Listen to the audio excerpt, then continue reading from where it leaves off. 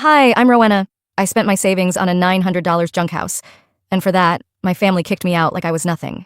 But the real heartbreak wasn't losing them. It was realizing they were never really mine to lose. The lies, the silence, the quiet erasure, it all brought me here. And now, they're the ones knocking, asking for a key to the home they once laughed at. Before we dive in, tell me, where are you listening from right now? Morning rush, late night drive? Drop a comment below. You're about to hear everything they hoped would stay buried. The tires crunched against the wet gravel as I turned into the long, sloped driveway. The house at the end looked exactly like it had in the photos. Worse, maybe. Peeling siding, boarded-up windows, and a roof that sagged like it had given up years ago. But it was mine. All $900 of it. I shifted into park and sat there a moment, watching the rain streak down my windshield. I didn't feel triumphant. I felt exiled. Still, I got out, yanked open the trunk, and pulled out the fold-up chair I kept back there for writing breaks and impromptu thinking sessions. Today, it felt heavier than usual. I placed it carefully in the gravel, unfolded it, and sat down. The mud tried to tug at my boots, like the earth itself was telling me to turn back. But I wasn't going anywhere. Not this time. This wasn't how it was supposed to go. A week ago, I was sitting at my parents' dinner table, still naive enough to believe we could be a family when I played by their rules. The roast had been dry, the wine too sweet, and the expectations suffocating. Mom had gone on about Callista's upcoming retreat in Sedona like it was some kind of pilgrimage. 15,000, she said, like it was pocket change. It'll reset her energy. She needs this after everything she's done for this family. Callista, who always had a way of pretending her struggles were somehow more noble than mine, smiled graciously and sipped her Pinot like a saint. Then Dad turned to me. Rowena, you said you were transferring the funds last week. What's the delay? I looked up from my plate and said it, calm and simple. I didn't transfer the money. I bought something. The clink of cutlery stopped. Callista froze mid-sip. Mom blinked once, slow, calculating. What do you mean you bought something? I bought a house, I said. It's a fixer-upper, but it's mine. Silence. Then Dad's voice, cool with just a trace of thunder underneath. You spent your savings on yourself. Callista let out a little laugh. You bought a dump instead of helping me reset? That's actually so on brand for you. I never agreed to fund your trip, I said, trying to stay composed. I just didn't say no out loud. Mom set her wine glass down with a click. You've clearly chosen poverty. Don't expect us to support your delusions. I tried to speak, but Dad raised his hand. You want to be on your own? Then be completely on your own. The next morning, my name was gone from the family group chat. Easter plans? Cancelled. For me, just like that. Back in the present, I shifted in my seat. The sky above was a uniform gray, but there was no storm. Just that low, heavy pressure that made your chest feel too small. The kind of weather that made everything feel like it was ending. My phone buzzed. One new message from Mom. Do not come to Easter. No love, Mom. No explanation, just erasure. I stared at the screen, thumb hovering over the delete button, then thought better of it. I folded the phone back into my coat pocket, like folding away a piece of myself I wouldn't need anymore. I sat back, letting the cold bite through the thin jacket I hadn't replaced in years. The house loomed ahead, ugly, empty, and mine. A symbol of everything I wasn't supposed to want. Freedom, control, a future that wasn't built on someone else's back. Funny thing about families like mine, if you stop serving a purpose, they stop pretending to love you. But I wasn't broken, not yet, and I hadn't come this far to crawl back. The wind kept picking up, tugging at the corners of my coat, as if trying to rip away whatever dignity I had left. I stayed seated for a while longer, trying not to let my body sink into the weight of it all. Eventually, I stood and made my way inside, stepping over a broken screen door and onto creaky floorboards that groaned under my feet. Inside, it smelled of mildew and wet wood. Cold air slipped in through gaps I hadn't noticed in the photos. I grabbed the single curtain I'd brought with me, a faded blue floral print I'd kept from my college apartment, and climbed up on a rusted stepstool to hang it. I tried to wedge the rod into the frame. It slid sideways, then popped out completely and crashed to the floor with a loud clang. Typical, I muttered, rubbing my elbow where it had smacked the wall. I sank down onto the cracked linoleum floor and leaned my head back against the peeling paint, blinking up at the bare window. Then, without warning, it hit me. 16 years old. My birthday. Mom had called everyone into the living room, holding a cake with bright pink frosting and mismatched candles. Callista had helped decorate. It was sweet, really, except they'd spelled my name wrong. Happy birthday, Rowena. No double N. I was Rowena, always had been, always corrected teachers, but they'd forgotten. Or maybe they never cared enough to ask. Callista had gotten a used Volkswagen for her 16th. Dad had stood in the driveway, beaming like she'd just graduated medical school. You deserve this, honey, he said. All your hard work. She had a C average. I got a lopsided cake and a maybe next year when I asked about driving school. That had been the start of it, though maybe it started even earlier, and I'd just been too young to name it. I remembered Christmas photos where I was always off to the side, birthday cards signed "Love You Girls," with only Callista's name underlined. I remembered getting left behind on the Florida trip because there wasn't room in the car. I was 28. At some point you stop thinking it's forgetfulness. You realize it's a choice. I stood up and dusted my jeans off, but my hands were shaking a little. Not from cold, from memory. They never screamed at me, not once, but they erased me, slowly, softly, as if they were gently deleting a file no one really used anymore. "You're too intense," Mom used to say when I asked why no one clapped at my award ceremonies. "Let things go." But when Callista got voted best hair in high school, they framed the certificate and hung it next to the front door. I had won a statewide essay competition that same year. Dad told me not to gloat. I thought if I worked harder, they'd see me. So I kept trying, bringing home straight A's, getting scholarships, even helping Mom redesign her nonprofit's website when I was in college. They never looked. The radiator in the living room hissed to life unexpectedly, and I jumped. My body was wound so tight I could barely breathe. I moved into the kitchen and sat on the floor, back against the fridge. There were no appliances yet, no cabinets, just a box of donated tools and an unopened can of paint. I whispered, maybe they didn't forget me, maybe they chose not to see me. My phone vibrated. For a second, I thought it was another text from Mom, another deletion, but it was Aunt Corliss. "Hey, baby," her voice crackled through the speaker. "I just wanted to check in. I saw you weren't in the family group chat anymore." I laughed softly. "Isn't that something? Digitally exiled?" She hesitated. "I want to tell you something, and I hope you listen. You were never the problem. You just weren't Callista. That was your only crime." I swallowed, leaning my head against the cold fridge door. "It still hurts." I know it does," she said gently. "But here's the thing. When they need something, they'll come back around. They always do. Just don't forget what this felt like. Don't you dare forget." Her voice cracked a little on the last sentence. It wasn't anger. It was exhaustion. I didn't know it then, but Aunt Corliss was right. They would come back, and they'd need more than forgiveness. The wind had calmed, and dusk was beginning to settle like dust on the broken glass of my kitchen window. I was crouched on a splintered stool, trying to fix the latch that had long since rusted shut. My fingers were numb, both from the cold and from a gnawing weariness I couldn't shake. That's when my phone buzzed in my pocket. One notification. Voicemail. I didn't move at first. I just stared at the screen. "Mom." No message preview. Just the weight of her name. I set the screwdriver down on the sill, wiped my hands on my jeans, and stood still for a long moment. Should I listen? There was no part of me that believed it would be an apology, not a real one, but I tapped play anyway. "Rowena, sweetheart." Her voice was syrupy, like the kind she used at bake sales and PTA meetings. Soft, melodic, carefully measured to sound maternal. Never mind the venom she used when no one else was watching. "I've been thinking about you a lot lately. Things got heated, sure, but you have to understand something.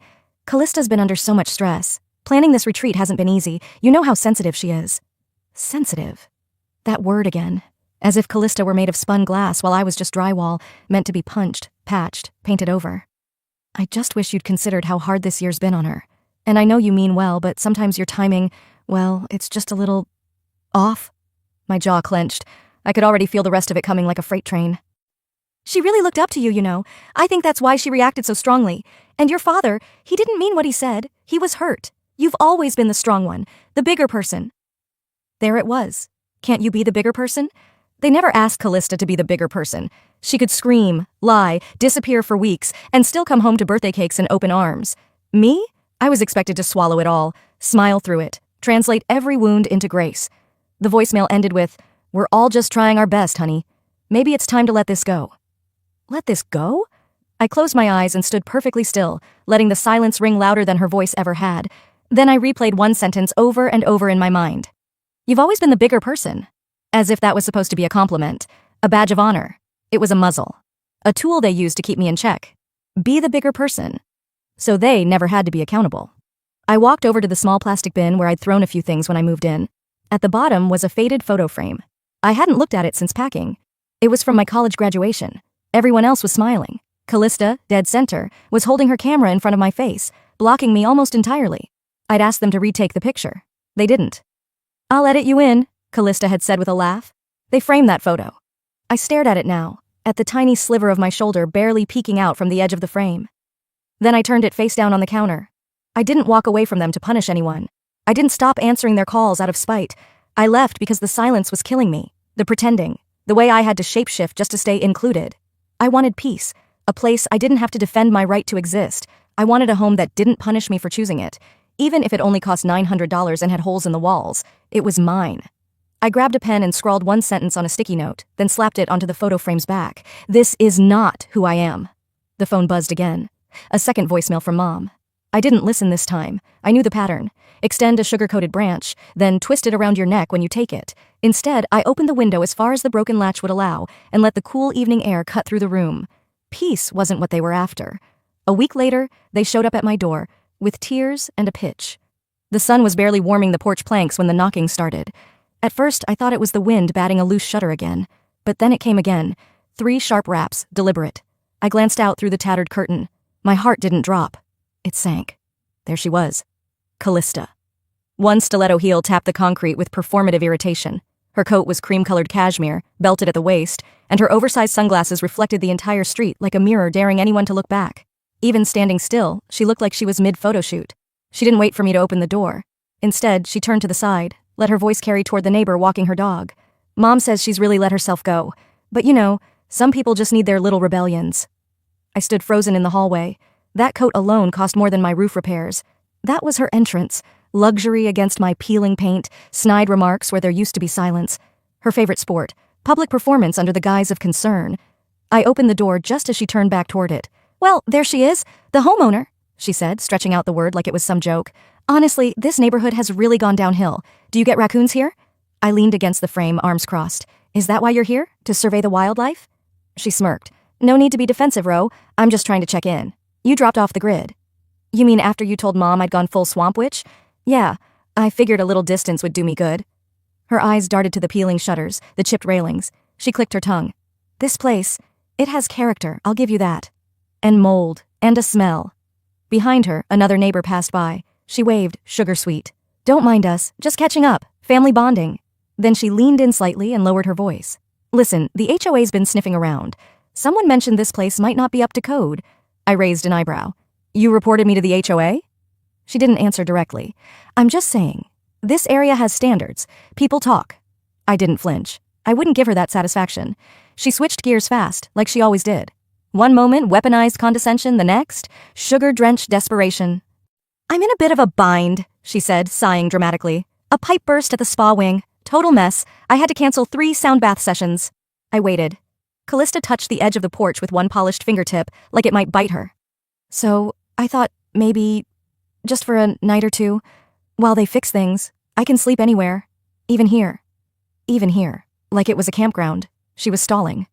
Probably had nowhere else to go without explaining why the retreat wasn't going as planned. Whatever had cracked in her picture-perfect world, she wasn't ready for anyone else to see it, especially not her followers. Callista, you told Mom I was unstable. I never said that. You said I was mentally spiraling in a hoarder shack. She had the decency to look away, but only for a second. I was just worried, she said. And look, you proved us wrong. You're surviving. I mean, you're still doing that blog thing, right? What do you call it? Grant whispering? I didn't bother correcting her. I just stepped aside. One night, I said. Don't touch anything. Her face lit up like she'd just been invited to a castle. You're the best. Seriously, you always were. It's why people walk all over you. She swept in past me like she owned the place. That was her way. Act like it was always hers to begin with. I stood by the door for a long time after she passed, staring at the path she'd taken, heels clicking on rotting floorboards. She needed help, but not the kind she thought. I woke up to the smell of instant coffee and something far worse. Laughter. Not the warm kind, the kind that felt like a slap across the face. Still groggy, I pulled a sweater over my tank top and padded toward the kitchen. The floor creaked under my feet like it wanted to warn me, and maybe it should have. As I rounded the corner, I stopped cold. A ring light was set up by the window, its harsh white glow casting artificial glamour over a chipped counter. My stained kettle had been pushed aside, replaced by a neatly arranged setup of oat milk cartons, granola bars, and a candle that hadn't belonged to me. And in the middle of it all was Callista, full face of makeup, smiling into her phone like she was hosting a morning show. My morning, my kitchen. Say hi to my angels, she cooed into the screen. We're here doing something really meaningful today. I wanted to show you guys where my sister, bless her heart, has been living. It's a bit of a fixer, but we love a transformation, don't we? She panned the camera toward the cracked tiles, the mismatched chairs, the yellowing linoleum. I stood frozen by the doorframe, watching her turn my lived-in survival into her pity parade. This fridge hasn't worked since, like, Y2K, she joked, giving it a kick. And don't get me started on the smell. Honestly, it's giving generational trauma. The comment section buzzed on her phone. I could hear the stream of chimes from my spot. "Oh my God, someone just asked if this was a shelter." Callista laughed. "No, sweetie, it's my sister's house. I know, it's tragic." I stepped further in, saying nothing. She didn't notice me at first. Another comment popped up. "Is that really your sister? She looks like a squatter." Callista didn't even blink. She tilted the camera toward me. "Yup," she said. "That's her. Look at those slippers. It's giving Great Depression chic." Something inside me snapped. I walked over, calm as stone, and yanked the phone off the tripod. The suction sound of the pop socket detaching echoed louder than her gasp. "Hey, what are you doing?" she shrieked. I looked straight into her perfectly contoured face. "You want content? Here it is. Get out before I give them the story they actually deserve." She fumbled to grab the phone back. I didn't let her. "You don't get to weaponize my life for likes, Callista. Not anymore." Her expression changed. The victim mask slid on effortlessly. Eyes wide, mouth open, breath trembling. It was Oscar-worthy. "I was just trying to help," she said, voice breaking. "I thought people could donate or something. It was for you. You mocked me in my own home. You made me a joke." I handed her the phone like it was a dead thing. "You can go now." Callista sniffed theatrically, gathering her makeup bag and purse with a sweep. As she passed by, she made sure to say it loud enough for her unseen audience to hear. "This is what I get for trying to be a good sister." The door slammed shut behind her. The ring light still hummed faintly in the silence. I leaned back against the wall, hands shaking, but not from fear, from fury, from freedom. Something had clicked. They didn't get to script my life anymore. By late evening, the chaos had settled into a strange, humming silence. I sat curled on the second-hand couch, a chipped mug of black coffee warming my fingers. Outside, dusk had pulled a blanket over the mountains. Inside, my phone screen pulsed like a heartbeat, notifications exploding, each one carrying my name like a grenade. I hadn't posted anything. I hadn't said a word, but they were talking about me, tagging me, commenting, sharing. I finally opened Instagram, expecting another clip from Callista's endless healing journey montage. Instead, I found something worse. The first screenshot stopped me cold. It was a GoFundMe campaign titled, "Help My Sister Rebuild." My face plastered across the banner. I was mid-step, carrying a garbage bag, hair tied back, sweat on my brow. Another photo showed me curled up on the couch, wrapped in the same quilt Aunt Corliss had given me after the fallout. And next to it, a caption that read like a eulogy, "My baby sis has been through so much, help me give her a life she deserves." Raised, $18,340. Recipient, Callista Vale withdrawal account, Callista's business PayPal. I didn't even finish scrolling before the blood rushed to my ears. She had turned me into a charity case and monetized it. I stood up, pacing the small room like a caged animal. My hand trembled around the phone. I clicked into the comments section. People were showering her with praise. "You're such a good sister. The world needs more people like you." I sent $50. I hope she gets back on her feet. I slammed the mug down on the table. It cracked. Callista hadn't mentioned it. Not once. Not when she left that morning, dramatically wiping a fake tear from her cheek. Not when she posted that story of herself, driving away from toxicity, while soft piano music played. I opened our last text exchange. Nothing. I tried to report the fundraiser, but the platform said, "This campaign does not violate our community guidelines." Of course it didn't. She knew how to play the system, frame it just right, say just enough, always letting people assume the rest. A news story popped up on her feed. "Some people just want to stay mad. I'm doing what I can. Haters gonna hate." I stared at those words until they blurred. Then I looked back at the photos, the one with me kneeling on the porch in those old slippers. "Great Depression chic," she'd laughed. The door creaked slightly with the breeze. The room was quiet. Too quiet. I felt like a ghost haunting my own house. Then a notification slid across the top of the screen. Message request from @LegalLC_CO. "Hey, I saw the GoFundMe. You didn't authorize that, did you?" I blinked. "I'm a paralegal, Colorado bar certified. This looks like civil exploitation, possibly even wire fraud depending on how the funds were framed. Want to talk receipts?"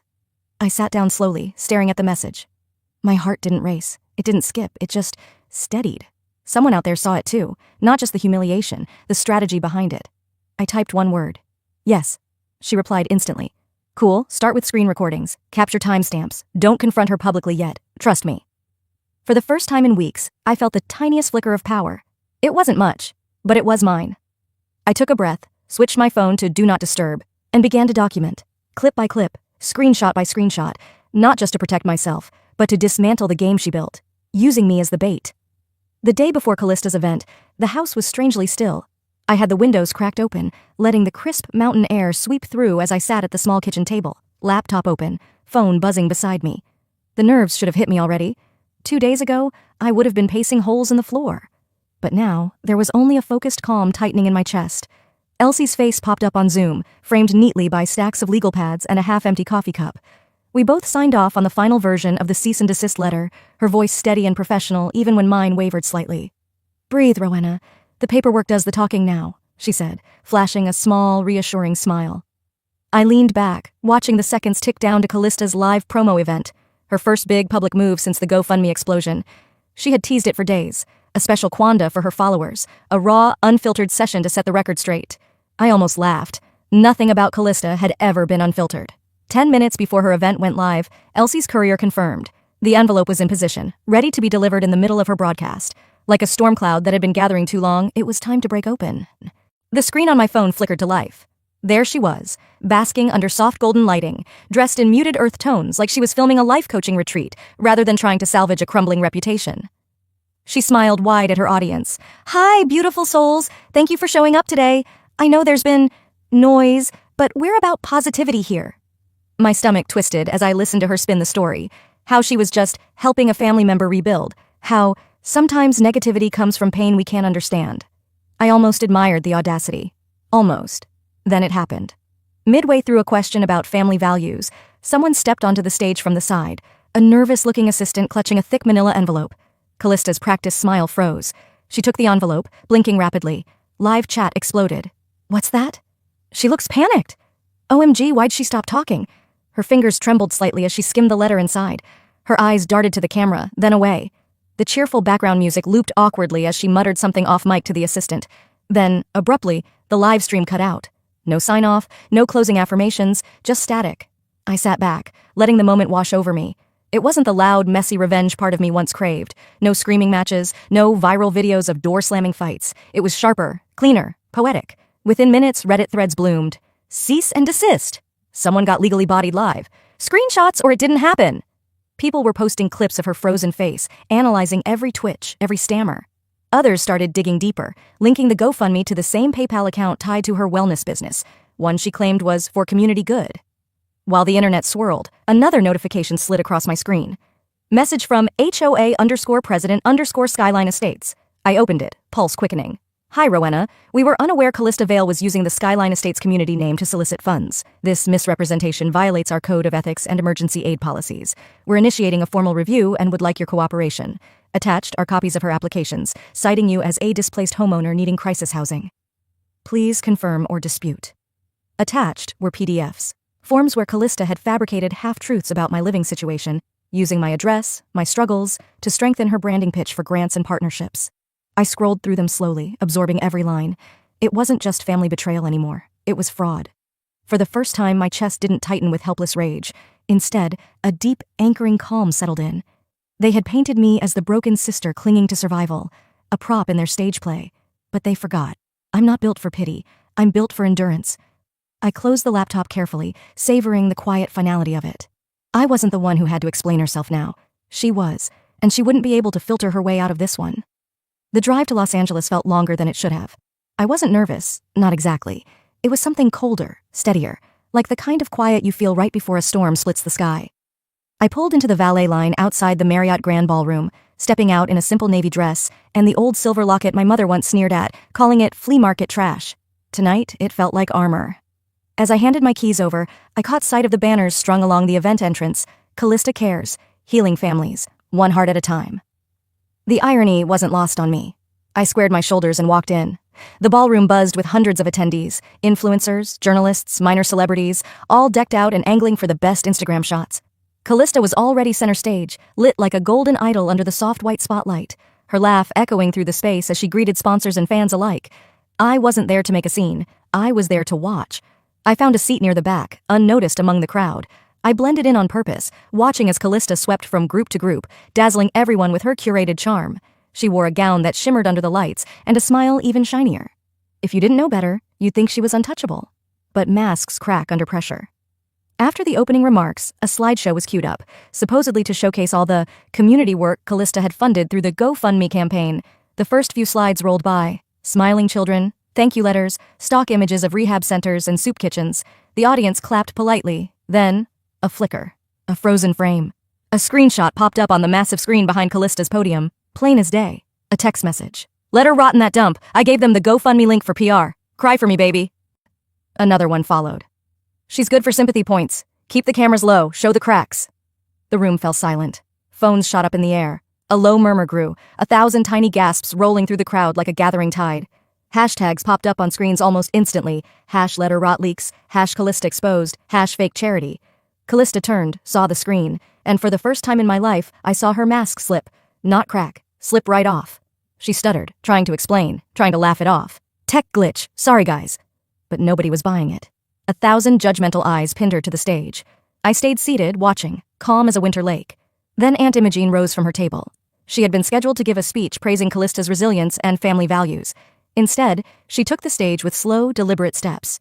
She didn't even glance at Callista. She looked straight into the crowd. I was asked to speak tonight about hope, she began, voice carrying across the hushed ballroom. About rebuilding trust, about family. She paused, the weight of her words pressing on every heart in the room. And for too long, Aunt Imogene continued, voice tightening, this family has worn a mask, smiled in public, shamed in private, propped up one golden child while another was left to scrape by in silence. People shifted uncomfortably. Some put down their drinks. Some leaned in closer.